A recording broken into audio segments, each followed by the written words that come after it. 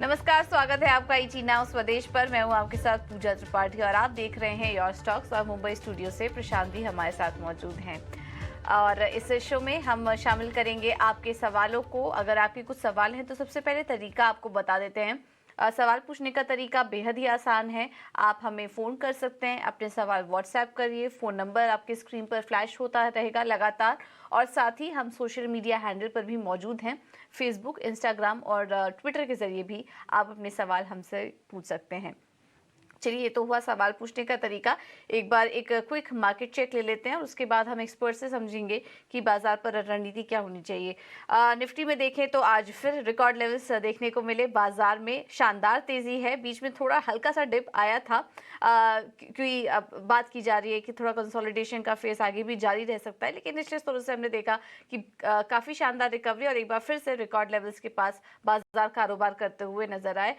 19,464 के हाईज आज देखने को मिले हैं मार्केट में। तो इस वक्त करीब 55 अंकों की मजबूती है निफ्टी में। बैंक निफ्टी लेकिन थोड़ा लाल निशान में यहाँ पर कारोबार कर रहा है। फ्लैटिश कारोबार इस वक्त बैंक निफ्टी में हम देख सकते हैं कि देखने को मिल रहा है। सेंसेक्स 170 अंकों की मजबूती के साथ इस वक्त कारोबार कर रहा है। तो प्रेशर है हल्का बैंक निफ्टी में, लेकिन बहुत ही फ्लैटिश कारोबार हो रहा है इस वक्त। अगर एडवांस डिक्लाइन रेशियो भी देखेंगे तो मार्केट ओवरऑल काफ़ी पॉजिटिव नज़र आ रहा है। अगर मार्केट ब्रेथ की बात करेंगे तो, और मिड कैप स्मॉल कैप में काफ़ी अच्छा एक्शन देखने को मिल रहा है। हर एक गिरने वाले शेयर के सामने लगभग 3 स्टॉक्स ऐसे हैं जो कि हरे निशान में कारोबार कर रहे हैं। तो काफ़ी पॉजिटिव मोमेंटम और मजबूत बाजार इस वक्त नज़र आ रहा है। निफ्टी में चढ़ने वाले शेयरों पर नजर डालें तो आज है अपोलो हॉस्पिटल ऊपर करीब 2.5%। ब्रिटानिया में भी अच्छी तेजी है। रिलायंस 2% की मजबूती के साथ कारोबार कर रहा है। पावर ग्रिड और कोल इंडिया में भी करीब 1.5 से 2% की मजबूती है। हाई शेयर में लगातार तीसरे दिन हम देख रहे हैं कि यहाँ पर वीकनेस है और आज भी 3% की वीकनेस आज के दिन भी देखने को मिल रही है। इसके बाद इंडसइंड बैंक में आज हम मुनाफा वसूली हल्की देख रहे हैं। डीवीज लैब, बजाज फाइनेंस और टाटा स्टील भी हल्की कमजोरी के साथ करीब 0.5% की मामूली गिरावट के साथ इस वक्त कारोबार कर रहे हैं। लेकिन ओवरऑल मोमेंटम इस वक्त हम देख रहे हैं कि मार्केट का पॉजिटिव ही नजर आ रहा है। तो ऐसे बाजार में क्या करना चाहिए, एक बार आप एक्सपर्ट से भी समझ लेते हैं। और हमारे साथ खास मेहमान जुड़े हैं स्वास्थ्यिका से गिरीश सुडानी और एंजल वन से स्नेहा सेठ हमारे साथ जुड़ चुकी हैं। स्नेहा, सबसे पहले आपसे समझना चाहेंगे मार्केट पर अपनी राय दीजिए। अभी थोड़ी देर पहले ही वापस से रिकॉर्ड लेवल्स हमने देखे निफ्टी में बनते हुए। अभी क्या करना चाहिए? यहाँ पे थोड़ा कॉशियस रहने की ज़रूरत है, थोड़ा प्रॉफिट बुकिंग और देखनी है, या फिर एक नई तेज़ी के लिए अब बाजार आगे बढ़ रहा है? गुड मॉर्निंग पूजा। अगर आप देखिए मार्केट तो रिसेंटली हमने काफी स्ट्रॉन्ग रैली देखी है। हालांकि लास्ट 2 दिनों में थोड़ी सी हायर लेवल से प्रॉफिट बुकिंग देखने को मिली थी, बट ओवरऑल ऐसा कुछ नहीं करके कि बहुत मेजर सेलिंग देखने को मिली है। बट अभी जिस तरह की अपमूव देखने को मिली है हमने निफ्टी में, उसके बाद ये लेवल्स पे फ्रेश लॉन्ग करना थोड़ा सा एडवाइजेबल नहीं रहेगा। इनफैक्ट अगर किसी ने लॉन्ग लिए हैं ऑलरेडी तो उन्हें थोड़ा सा प्रॉफिट बुक करने की सोचना चाहिए। और इंडेक्स में अभी थोड़ा सा कंसोलिडेशन जैसा देखने को मिल सकता है। आप स्पेशली देखिए बैंकिंग इंडेक्स जो कि ब्रेकआउट दिया था, अब वो एक रेंज में फंसा हो गया है। अभी के लिए 44,800 45,000 एक इमीडिएट सपोर्ट है। बैंकिंग इंडेक्स के लिए 45,600 700 एक रेजिस्टेंस है। निफ्टी के लिए अगर हम बात करें तो 19,300 का एक इमीडिएट सपोर्ट रहेगा और अपसाइड में 19,500 के आसपास एक हर्डल है। तो ये एक रेंज है अभी के लिए। इंडेक्स में प्रॉफिट बुकिंग की सलाह होगी हायर लेवल्स पे, और इंडिविजुअल काउंटर्स में फोकस करना बेटर रहेगा अभी के लिए। बिल्कुल, तो किन अहम लेवल्स पर आपको नज़र रखनी है और क्या रणनीति बनानी है, ये स्नेहा ने आपको बखूबी समझाया, बखूबी बताया। और चलिए दर्शकों के सवालों का जो सिलसिला है वो हम अब शुरू करते हैं। मनमोहन हैं औरंगाबाद महाराष्ट्र से इस वक्त हमारे साथ। मनमोहन जी, गुड मॉर्निंग, पूछें अपना सवाल। आपको बखूबी समझाया, बखूबी बताया। मनमोहन जी, एक रिक्वेस्ट है आपसे, आप अपनी टीवी का वॉल्यूम जरा म्यूट कर दें।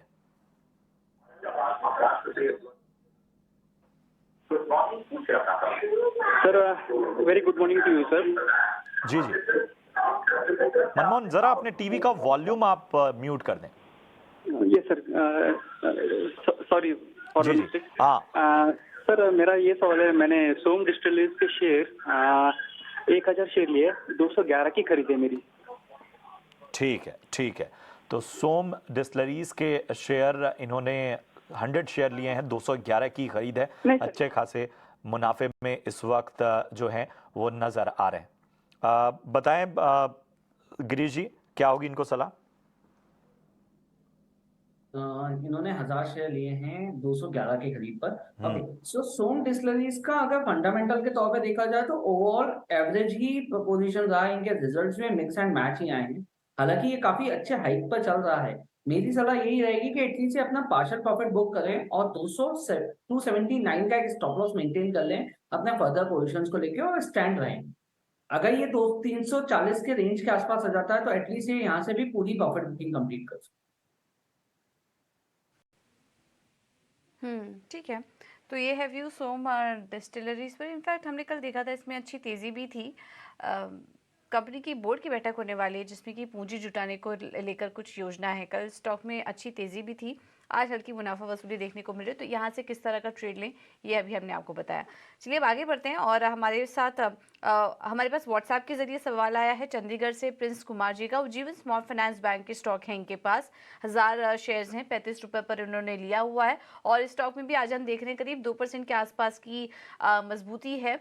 42 के पास कारोबार कर रहा है ये स्टॉक। यहाँ पर भी हम देख रहे हैं कि अच्छा ट्रेंड बना हुआ है और आज के अपडेट के बाद अब 5% ऊपर उज्जीवन स्मॉल फाइनेंस बैंक का स्टॉक इस वक्त कारोबार कर रहा है।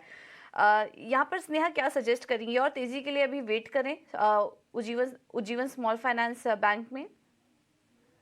जी, अगर आप देखें तो पूजा इसमें काफ़ी अच्छी स्ट्रेंथ दिखी है। अगर इस वीक में ही देखें तो नियरली 12% का अप मूव उसमें दिखा है इस काउंटर में। आई बिलीव एक रेजिस्टेंस ज़रूर है यहाँ पे अराउंड 45-44 के आसपास, तो दैट इज़ द लेवल, वहाँ पे वॉच करना रहेगा। अगर वो सरपास होता है और जिस तरह के अभी ओवरऑल मोमेंटम है, तो आई थिंक यहाँ से सरपास होने के काफ़ी ज़्यादा चांसेस भी है। बट यहाँ पे आपको आई वुड से करके कि 44-45 लेवल्स पे आपको वॉच करना है। अगर मोमेंटम स्ट्रांग रहता है वहाँ पर और वहाँ से अगर हमें दिखता नहीं है करके क्योंकि शार्प करेक्शन आ रहा है तो उसे होल्ड करना है। एक स्टॉप लॉस अगर लगा के आप चलना चाहते हैं तो दैट विल बी अराउंड अभी के लिए एक stick stop loss that will be around 39 का एक स्टिक स्टॉप लॉस लगा लें और होल्ड करें। अपसाइड में एक लेवल वॉच करना है 44-45 का। अगर वो सरपास होता है तो पॉसिबिलिटी है करके कि आप एटलीस्ट 54-57 तक के लेवल्स देखने को मिल सकते हैं। ठीक है, तो यहाँ पर आपको स्ट्रिक्टली स्टॉप लॉस लगाना है 39 रुपए का और आगे के जो लेवल्स है वो 44 और 45 रुपए के लेवल पर नजर रखिए। अगर ये ब्रेक होता है तो 50 तक के टारगेट आपको आसानी से अचीव आने वाले वक्त में हो सकते हैं। अगले कॉलर की ओर बढ़ते हैं। रमन कुमार हमारे साथ जुड़ चुके हैं अंबाला से। रमन जी गुड मॉर्निंग, पूछे अपना सवाल।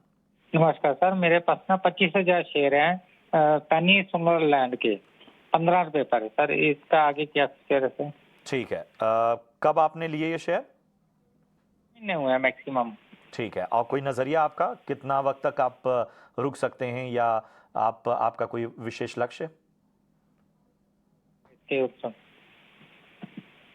जी लॉन्ग है सर। ठीक है, लॉन्ग टर्म नजरिया है इनका। बताएं गिरीश जी, क्या होगी इनको सलाह? डेफिनेटली होल्ड कर सकते हैं। जिस तरीके के नए रिवाइज बुक्स आए हैं, इन्होंने काफी अच्छा गेन्स करा है अपने प्रॉफिट प्रपोजिशंस में भी। इनकी एक्सपांशन पॉलिसीज भी काफी अट्रैक्टिव आ रही हैं। अलॉटमेंट्स, प्रेफर्ड अलॉटमेंट्स के ऊपर भी ऑलरेडी कंपनी प्लानिंग कर रही है फंड्स रेज करने को लेकर। तो ये होल्ड कर सकते हैं इस स्टॉक को। इसके स्टॉक के लिए ये 70 रुपए का एक स्टॉप लॉस मेंटेन करके चलें। आगे के लेवल्स के लिए 32 से लेकर 40 का एक रेंज देख सकते हैं अगले 3 महीने से 6 महीने के टाइम फ्रेम में। ठीक है, तो 3 से 6 महीने के लिए ये नजरिया आपके लिए पेनिनसुला लैंड में। अब आगे बढ़ेंगे और करते हैं हमारे खास सेगमेंट का ऑप्शंस के चैंपियन।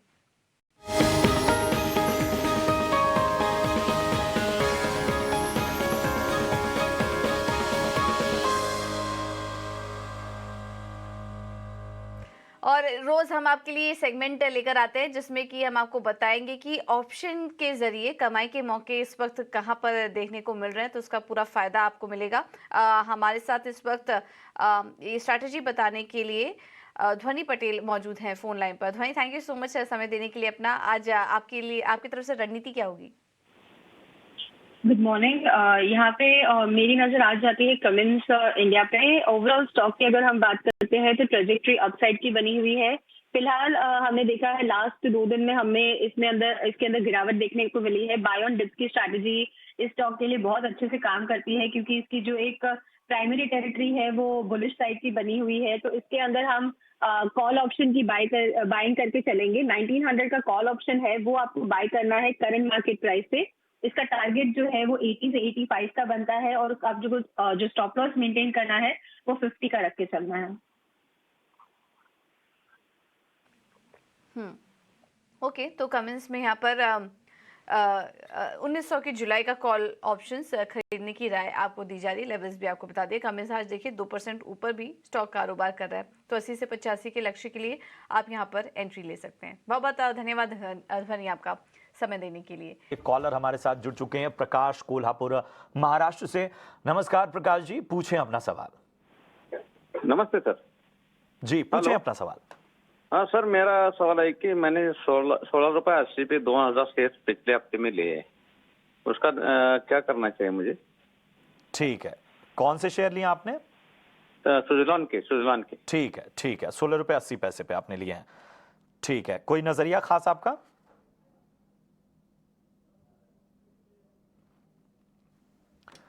लगता है हमारा संपर्क टूट गया है, लेकिन अपने गेस्ट गिरीश जी के पास हम चलते हैं। गिरीश जी बताएं, क्या होगा आपका नजरिया?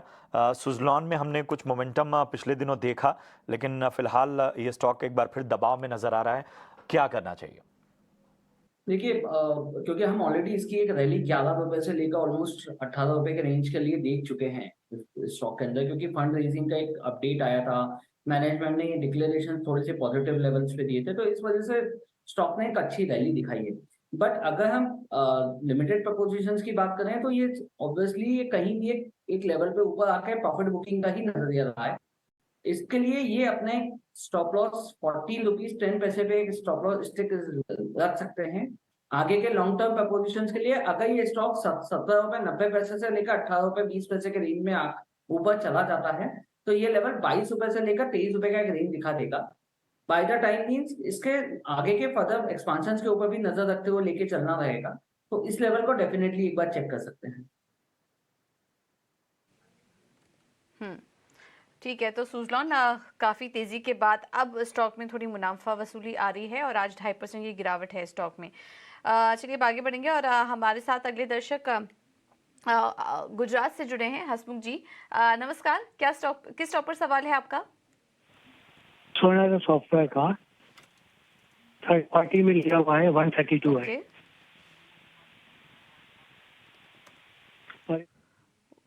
ये कब लिया था आपने सर? ये 2014 में।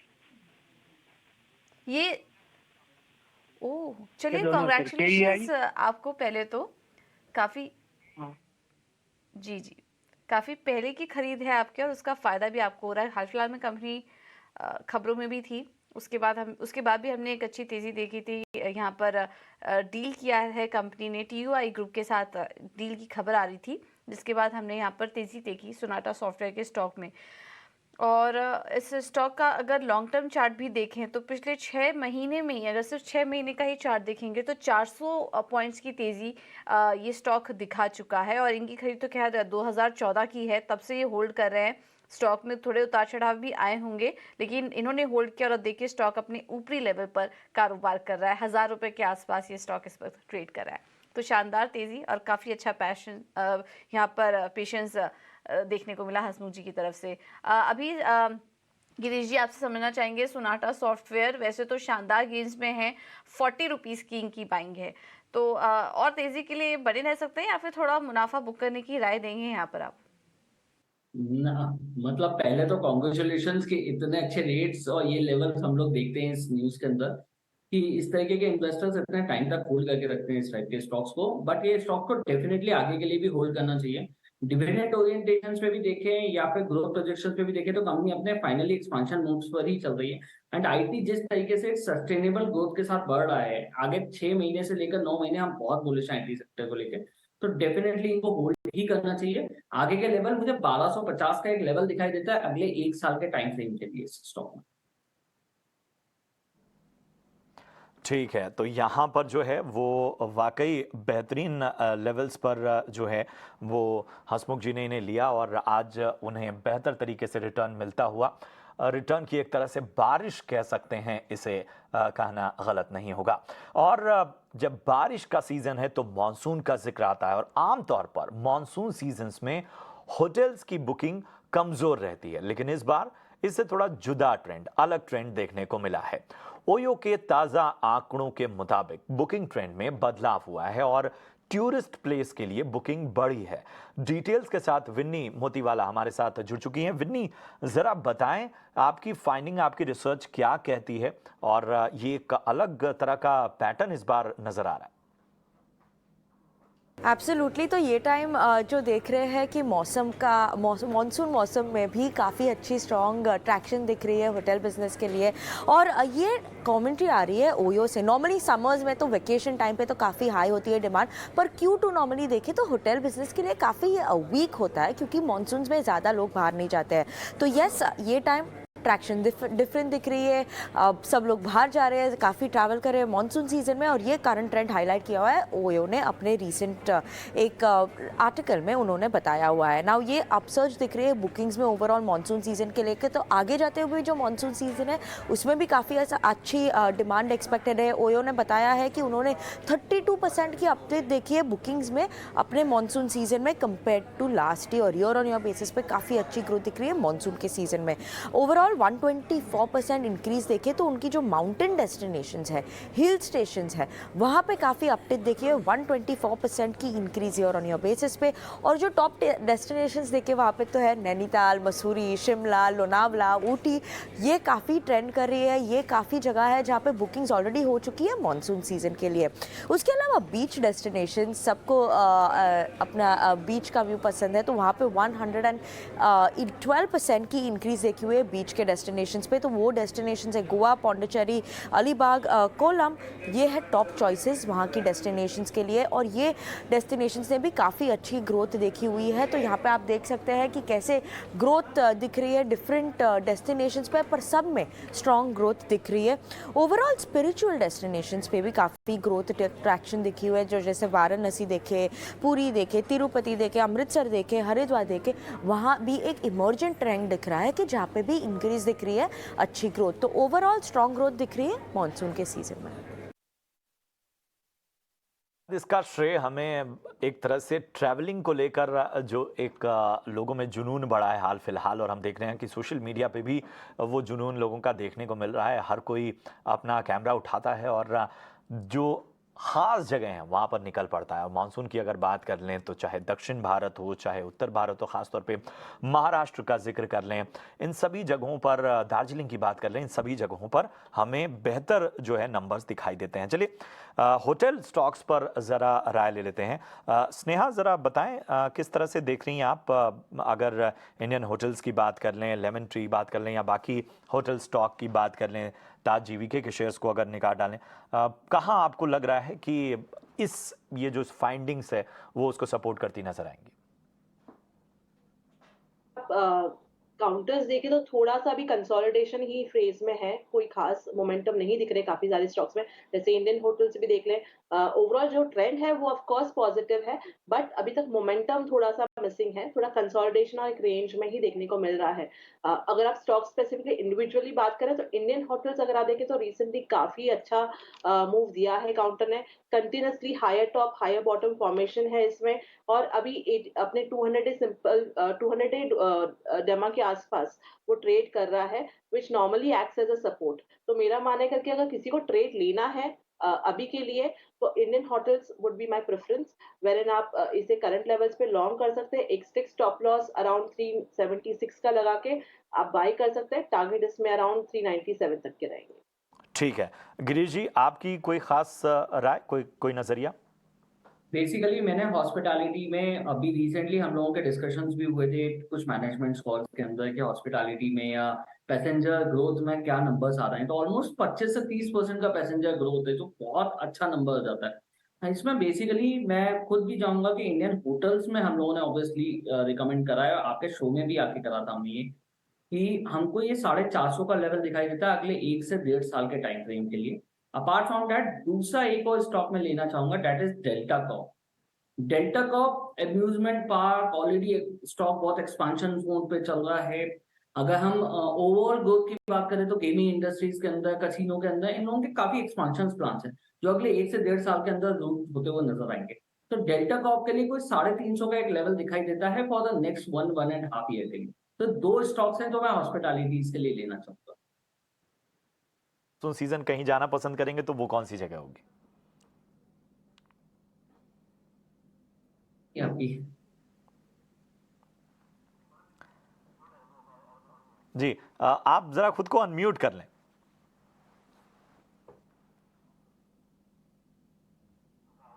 लगता है कुछ तकनीकी खामी है और जिस तरह से हमारे एक्सपर्ट ने स्टॉक्स की सलाह दी उसमें इंडियन होटल्स जो है वहां पर आपको नजर रखनी है, डेल्टा कॉर्प पर नजर रखनी है जैसा कि गिरीश जी ने बताया। तो यहाँ जो है वो आपको बेहतर कमाई के मौके बनते हुए नजर आ सकते हैं। फिलहाल अब चलिए कुछ और भी सवालों को शामिल करते हैं। हमारे साथ इस बीच पुणे से दर्शक जुड़े हैं, किरण जी नमस्कार। किस स्टॉक पर सवाल है आपका? पूछिए। नमस्कार पूजा जी, मेरा सवाल है ग्लोबल स्पिरिट पे, वो उसका लाइफ टाइम हाई 1750 का जाएगा 1-2 साल में।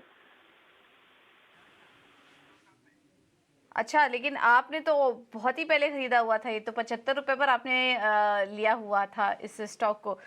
कॉन्ग्रेचुलेशंस पहले तो इसके लिए, काफ़ी लॉन्ग टर्म आपने होल्ड किया। लेकिन हाँ, जैसा कि आपने कहा ग्लोबल स्पिरिट में 1700 के लेवल्स भी देखे थे, उसके बाद से स्टॉक थोड़ा नीचे आया है। हालांकि रिकवरी दिखाई पिछले स्तरों से, लेकिन रिकॉर्ड लेवल से अभी काफ़ी नीचे आ चुका है ये स्टॉक। स्नेहा क्या सजेस्ट करेंगी? ग्लोबल स्पिरिट्स में आप काफ़ी पहले की खरीद है, अभी भी अच्छे खासे मुनाफे में हैं, बट ये जानना चाह रहे हैं कि वो 1700 जो लेवल्स एक समय पे हमने देखे थे, वो लेवल्स अब दोबारा कब दिखेंगे? अगर आप ये काउंटर देखें तो एक अच्छा अपमूव जरूर देखने को मिला है और कंटिन्यूसली अपने 20 डेमा के ऊपर ही चल रहा है, which is a very good indication. मेरा मानना है थोड़ा समय जरूर लगेगा बट पॉसिबिलिटी है। बट जिस तरह से अगर आप देखें थोड़ा सा कंसोलिडेशन है, यहाँ से थोड़ा सा मोमेंटम थोड़ा मिसिंग रहेगा, थोड़ी सी एक प्रॉफिट बुकिंग आने के बाद फिर से ये मूव कर सकता है। तो अभी के लिए अगर किसी ने लॉन्ग किया है और होल्ड करना चाहते हैं तो थोड़ा सा एक्सपेक्ट करें कि यहाँ से थोड़ी सी प्रॉफिट बुकिंग आएगी। और एक अगर स्टॉप लॉस ही लगाना है तो दैट विल बी अराउंड 1238 के आसपास। और यहाँ से उसके बाद अगर जब आप रिसेंटली देखेंगे कि 1330 ये लेवल्स क्रॉस होता है, तब इसमें मोमेंटम फिर से आ जाएगा और आप देखेंगे करके कि एटलीस्ट ये पहले तो 1500 तक के लेवल्स, उसके बाद हमें पॉसिबिलिटी है करके कि 16,000 के 16,040 के 1640 के आसपास भी जा सकता है ये काउंटर। तो मेरा मानना है अगर किसी ने लॉन्ग किया है होल्ड कर सकता है। लाइफ टाइम हाईस की बात करें तो थोड़ा समय इसमें देना पड़ेगा। ठीक है, तो लाइफ टाइम हाई के लिए आपको थोड़ा समय, थोड़ा धैर्य, पेशेंस आपको दिखाना होगा और बेहतर संकेत स्टॉक में मिलते हुए। चलिए अब बारी हमारे एक और खास सेगमेंट की। हम हर दिन आपके लिए कमोडिटी मार्केट की बारीक बातों को आसान सी भाषा में लेकर आते हैं और इसे लेकर हमारे साथ मौजूद है हमारे सहयोगी विश्वमोहन। विश्वमोहन, जरा हमें बताएं कमोडिटी की एबीसीडी में आज का टॉपिक क्या है और कौन सी बात को आज आप आसान भाषा में लेकर आए?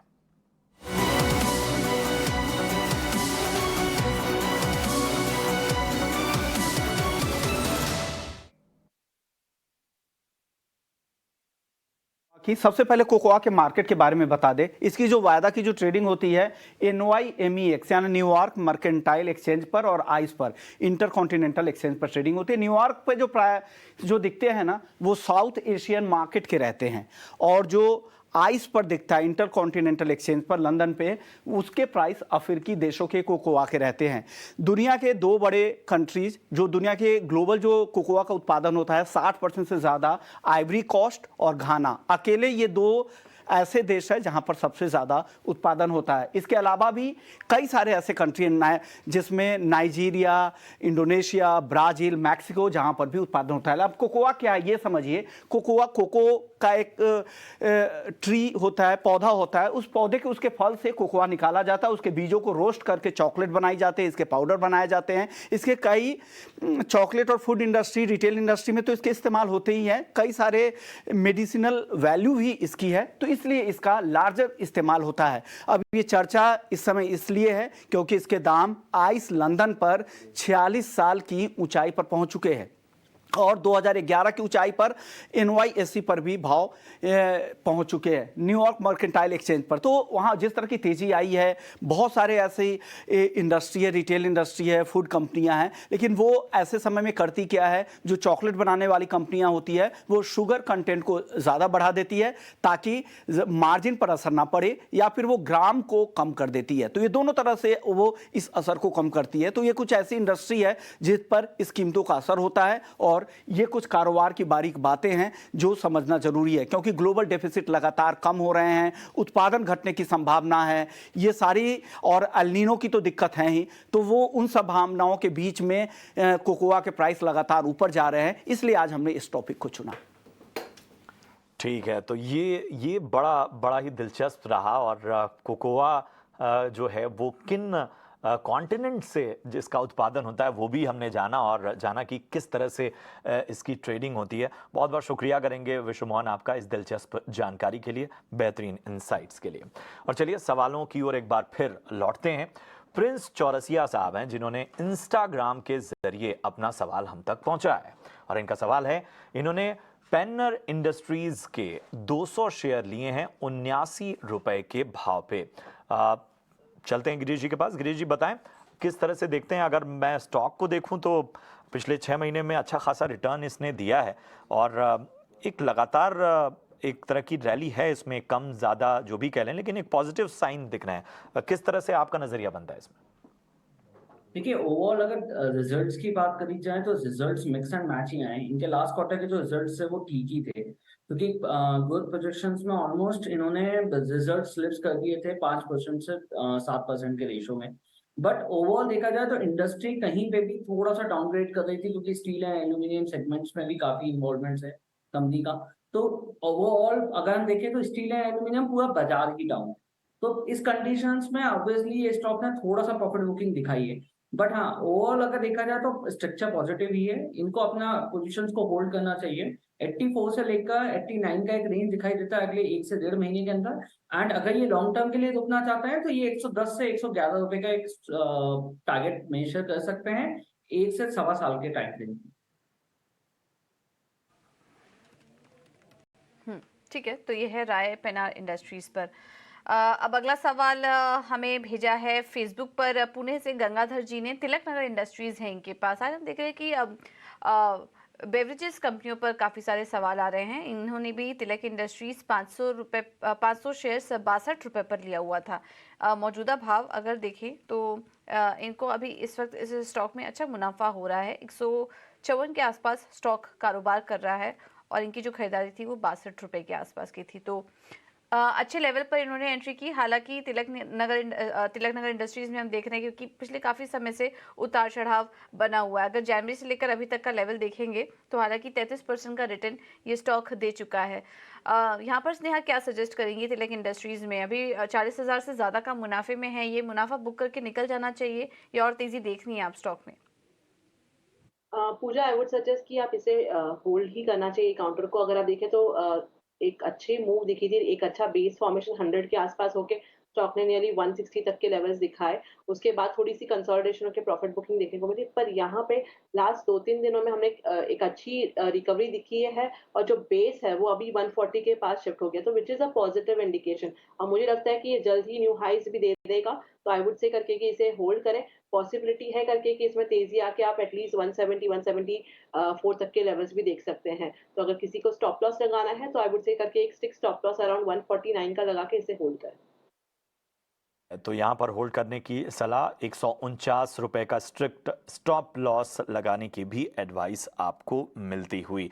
और इन सब के बीच निफ्टी जो है वो लगातार रिकॉर्ड हाई बनाते हुए इस वक्त रिलायंस और एफएमसीजी स्टॉक्स के जरिए यहाँ पर मजबूती निफ्टी में नजर आ रही है। चलिए सवालों की ओर एक बार फिर लौटते हैं। अरुण कुमार हैं जयपुर से, और इनका सवाल है फेसबुक के जरिए, और इनका सवाल है कि IQ लाइटनिंग के इनके पास 1100 शेयर हैं, 451 के भाव पे इन्होंने लिया हुआ है। गिरीश जी बताएं क्या करना चाहिए इन्हें? IQ लाइटनिंग होल्ड करना चाहिए। इस स्टॉक ने कहीं पे भी लिस्टिंग के बाद में थोड़ा सा प्रेशर देखा है, प्रॉफिट बुकिंग का, क्योंकि लिस्टिंग गेम्स कहीं पे भी थोड़ी सी हावी हुई थी इस स्टॉक के अंदर, बट इसको होल्ड कैरी करके चलें। एटलीस्ट इसका स्टॉप लॉस ये 385 से 390 का एक स्टॉप लॉस मेजर कर सकते हैं। 450 से लेकर 475 का एक रेंज है 1 से 1.5 महीने के लिए, और अगर ये आगे लॉन्ग टर्म के लिए कैरी करते हैं तो 550 का एक लेवल मेजर कर सकते हैं। चलिए, ये है राय इस स्टॉक पर। लेकिन बाजार में इस वक्त नज़र डालें तो शानदार तेज़ी, और अब सेंसेक्स भी रिकॉर्ड लेवल के पास आ चुका है। और इस वक्त सेंसेक्स पर नज़र डालें तो इस वक्त 200 अंकों से ज़्यादा की यहाँ पर तेज़ी सेंसेक्स में देखने को मिल रही है।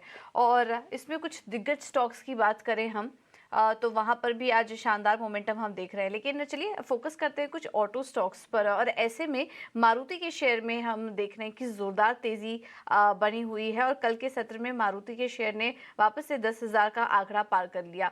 क्या है मारुति के ओवरऑल ग्रोथ स्टोरी, एक बार इस पर नज़र डाल लेते हैं। और शरद हमारे साथ जुड़ चुके हैं ये रिसर्च लेकर। शरद बताइए। जी बिल्कुल, पहले तो मैं बताता हूँ हिस्ट्री की मारुति के बारे में। तो पहले जो है गवर्नमेंट ऑफ इंडिया और मारुति जो सुजुकी मोटर है वो एक साथ मिलकर जो है जॉइंटली मारुति 800 लॉन्च किए थे। जब लॉन्च किए थे तो उसका जो मात्र 47,500 रुपीज़ उसका जो दाम था, और उस मॉडल का नाम था मारुति 800।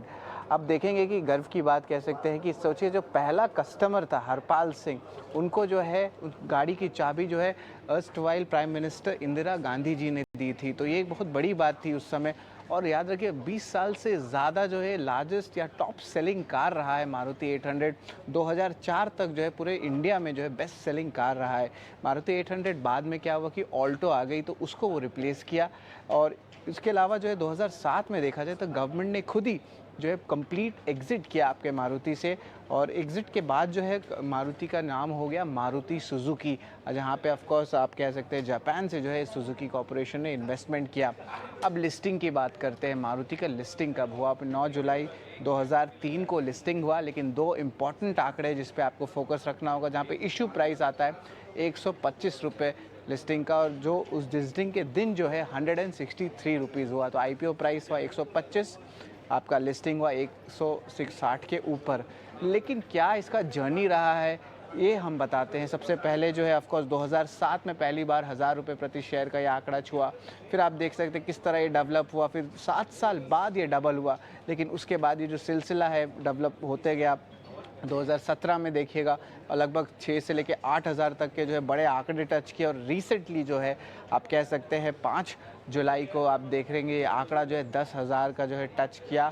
और ये एक बहुत शानदार मूवमेंट जो है ऑटो स्टॉक्स में देखने मिला। तो ये मारुति 800 की जो है बहुत प्यारी कहानी है, और बहुत लोग इसके साथ जुड़ेंगे क्योंकि ये बहुत लोगों की पहली गाड़ी भी होगी जो आप कह सकते हैं 80s 90s से जो अपनी करियर स्टार्ट किए थे। तो इसमें जो है बहुत एक हिस्टोरिक वैल्यू भी है मारुति सुजुकी। और आगे जाते हुए जो है EV अनाउंसमेंट्स, CNG पे जो है मूवमेंट, और SUVs की आ रहे हैं फ्यूचर के बाद, तो इस पे जो है ज़रूर फोकस रखेंगे। बिल्कुल, बहुत बहुत शुक्रिया शरद आपका ये सारी जानकारी देने के लिए। तो मारुति भारतीय कंपनियों की अगर बात करें तो एक लीडर रही है अपने सेगमेंट में, और उसके बाद महज 9-10 साल में ही 2000 से 10,000 का ये जो जर्नी है, सफ़र है, वो कंपनी ने पूरा किया। मारुति पर यहाँ पर गिरीश जी आपसे राय लेना चाहेंगे। 10,000 के भी लेवल्स हमने देख लिए हैं, और जो काफ़ी सारे इसमें निवेशक है जो कि काफ़ी पहले से होल्ड कर रहे हैं, जब से लिस्टिंग हुई होगी उसको एज अ पोर्टफोलियो स्टॉक बना के रखा हुआ है, तब से इस स्टॉक को होल्ड कर रहे हैं। तो उनको भी यहाँ पर काफ़ी फ़ायदा मिल रहा होगा, वो भी इस जर्नी के साथ जुड़े हुए हैं।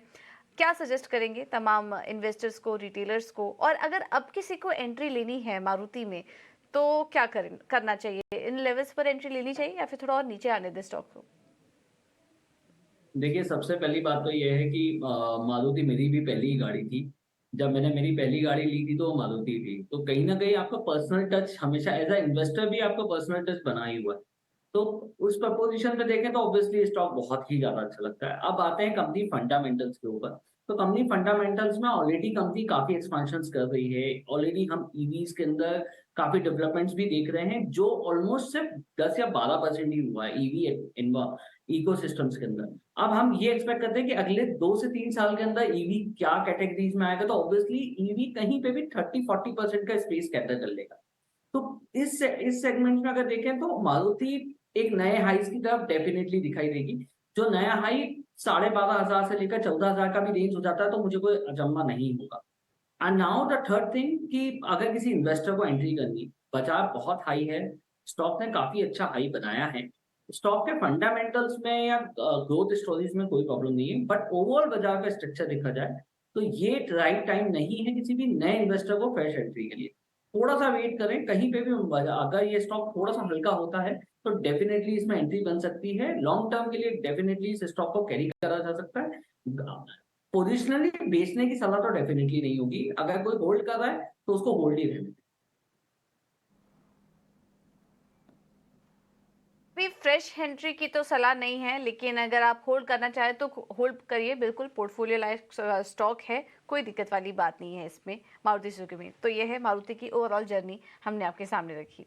चलिए अब आगे बढ़ते हैं, एक और सवाल को शामिल करते हैं। दमन से हमारे साथ आशीष जुड़े हैं फोन लाइन पर। आशीष जी नमस्कार, पूछिए किस स्टॉक पर सवाल है आपका। ऑलराइट, चलिए उनका सवाल हम ले लेते हैं। टाटा स्टील के स्टॉक हैं इनके पास, 1450 शेयर्स इन्होंने लिए हुए हैं और 10 रुपये पर इन्होंने एंट्री की हुई है टाटा स्टील में। ये लेवल देखना होगा टाटा स्टील का कब आया था। बट आज इंटरेस्टिंग है कि आज हम देख रहे हैं कि काफ़ी सारे जो दर्शक हमारे साथ जुड़ रहे हैं, लॉन्ग टर्म निवेशक हैं। एक एग्जाम्पल वो दे रहे हैं उन व्यूअर्स को भी जो मार्केट में एंट्री लेना चाह रहे हैं। और ये देखिए काफ़ी समय से होल्ड किए हुए हैं, अच्छी कंपनी, अच्छी फंडामेंटल कंपनियों में यहाँ पर उन्होंने एंट्री ली और उसका फ़ायदा भी यहाँ पर उनको मिल रहा है। यहाँ पर इन्हें भी गेन हो रहा है। 10 रुपये के लेवल्स तो हम देख रहे हैं 2003 के पहले के लेवल्स इस वक्त दिखाई दे रहे हैं। उस दौरान उन्होंने 20 साल दे चुके हैं स्टॉक को। उस दौरान काफ़ी ज़्यादा उतार चढ़ाव उन्होंने स्टॉक में देखा भी होगा, लेकिन होल्ड किए हुए हैं टाटा स्टील को इस वक्त। स्नेहा सजेस्ट करिए, यहाँ पर तो बीच में हमने देखा था स्टॉक ने अपना 144 के आसपास का हाई भी लगाया था, वो लेवल्स भी उन्होंने देखे।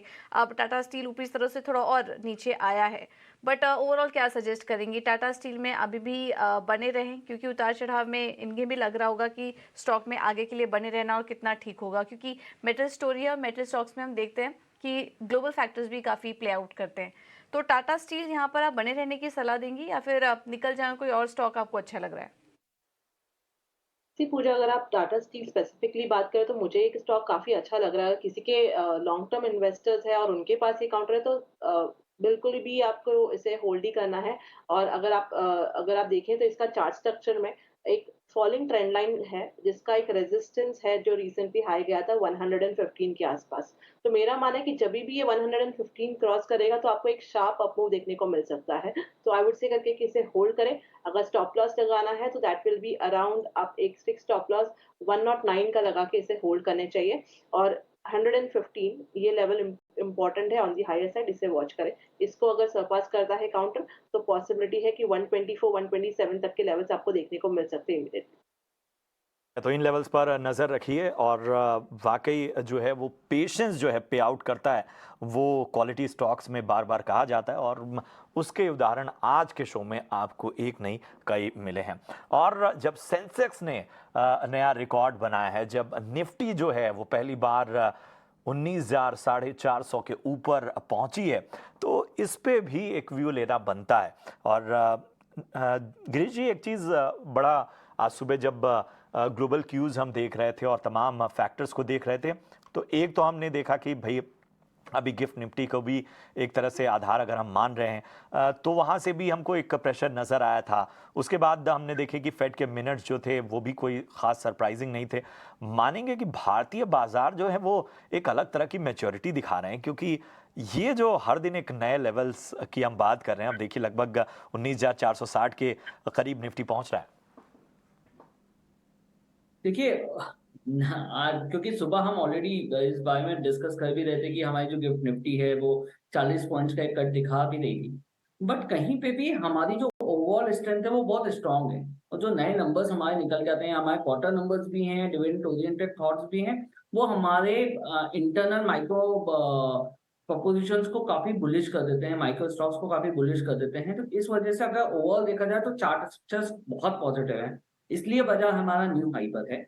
रही बात, इंपॉर्टेंट पॉइंट ये भी है कि आज काफी स्ट्रॉन्ग बुल्स ने हमारे सस्टेनेबल की पोजीशंस दी हैं, जैसे रिलायंस हो गया है, अपोलो हॉस्पिटल हो गया, तो ये सब बिग फंड्स ने हम लोगों को काफी सपोर्ट दिया है मार्केट को एक नई हाई बनाने के लिए। इस वजह से हम एक नई हाई देख रहे हैं। आप ही के शो पे डिस्कस भी हुआ था, एक काफी डिटेलिंग डिस्कशन था कि 19,250 के बाद क्या 19,500 दिखाई देता है। तो डेफिनेटली अगर इमोशनली टर्म पे भी अगर हम बात करें तो 19,250 का एक सस्टेनेबल ग्रोथ तो हाई था, वो एक हर्डल था, तो वो हर्डल क्रॉस होने के बाद 19,500 का लेवल डेफिनेटली दिख रहा था, क्योंकि जिस मोमेंटम से वो हर्डल क्रॉस हुआ था वो 19,500 का एक लेवल था ही था। तो वो हम लेवल ऑलरेडी टच होते हुए देख रहे हैं। अब हमारा नेक्स्ट लेवल है वो 19,720 का है।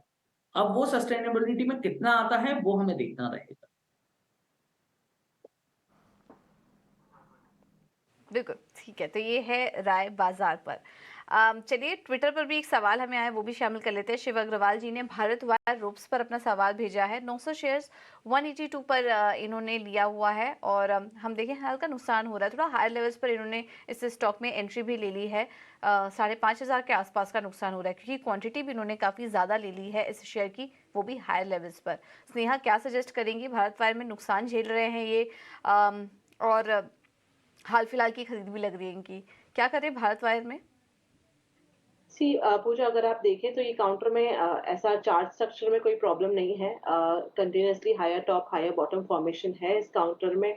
और अगर आप देखें तो उन्होंने थोड़ा सा हायर लेवल्स पे जरूर ले लिया है। उन्होंने एक्सपेक्ट किया है कि ब्रेकआउट, और उस रीजन से उन्होंने लिया होगा, बट थोड़ा सा कंसोलिडेशन दिख रहा है। क्योंकि अगर आप देखें तो स्टॉक ने एक अच्छा बेस फॉर्मेशन किया अराउंड 89 के आसपास। उसके बाद वन साइड हमें रैली दिखी है अराउंड 180 190 तक के लेवल्स भी हमें देखने को मिले। उसके बाद थोड़ा कंसोलिडेशन जरूर है, बट आई वुड से करके कि इसे होल्ड कर सकते हैं। एक स्टिक स्टॉप लॉस आपको लगाना है, दैट विल बी अराउंड 168 का।